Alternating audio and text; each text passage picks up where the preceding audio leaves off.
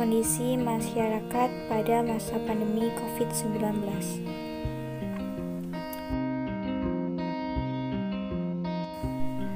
Dunia saat ini sedang menghadapi virus corona yang infeksinya disebut dengan COVID-19. Virus ini pertama kali ditemukan di Wuhan, China, dan dengan cepat menyebar ke berbagai wilayah di belahan dunia, termasuk di Indonesia.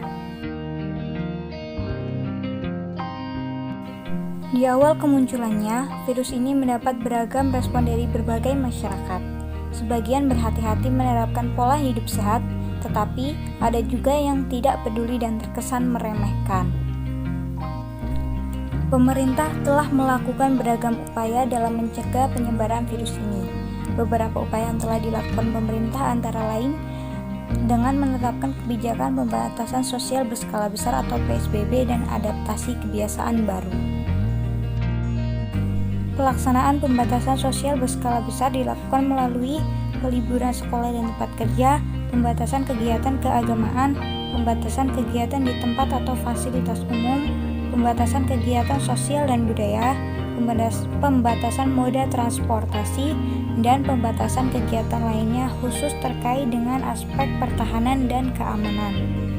Serta adaptasi kebiasaan baru dilakukan dengan cara di rumah saja, selalu menjaga jarak, selalu meningkatkan daya tahan tubuh sebaik mungkin, selalu menggunakan masker jika harus keluar rumah, dan sering mencuci tangan dengan sabun dan air mengalir selama 20 detik atau menggunakan hand sanitizer.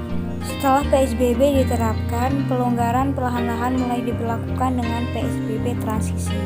Pada masa transisi ini, kantor sudah boleh beroperasi dengan kapasitas 50%, sedangkan 50% lainnya tetap bekerja dari rumah.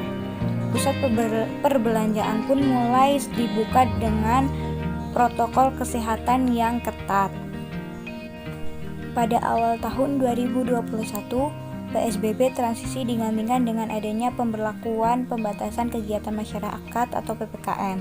Jika PSBB diberlakukan atas pengajuan pemerintah daerah, PPKM diputuskan pemerintah pusat, namun aturan PSBB transisi dan PPKM cenderung sama. Setelah dilakukan analisis dan evaluasi terhadap PPKM tahap 1 dan tahap 2, serta diberlakukannya PPKM Mikro sebagai langkah selanjutnya, maka skema pelaksanaan PPKM juga disesuaikan. Berikut merupakan pembatasan sektor-sektor tertentu, antara lain perkantoran sistem WFH sebesar 50% dan WFO sebesar 50%. Kegiatan belajar mengajar dilakukan secara daring. Sektor esensial kebutuhan pokok beroperasi 100%.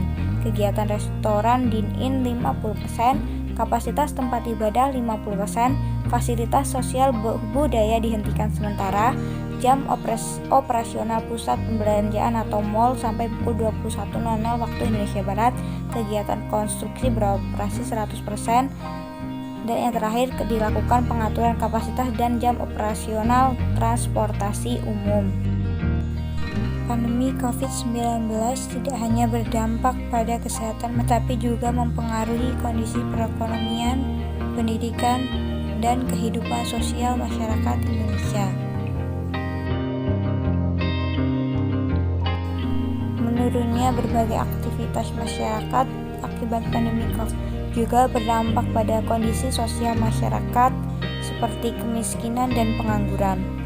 Persentase orang miskin yang bekerja di sejumlah sektor penopang ekonomi justru meningkat signifikan. Padahal sebelum pandemi pun tingkat kemiskinan sudah tinggi. Sebab itu, pemerintah baik di tingkat pusat maupun daerah telah mengeluarkan berbagai kebijakan untuk menanggulangi penyebaran COVID-19 serta kebijakan-kebijakan yang bersifat penanggulangan dampak sosial dan ekonomi akibat pandemi ini. Kendati demikian, pelaksanaan berbagai kebijakan ini perlu dipantau dan dievaluasi untuk mengetahui keefektivitasnya. Berikut adalah beberapa tips yang diberikan oleh Kementerian Kesehatan Republik Indonesia agar tetap sehat di masa pandemi COVID-19 ini.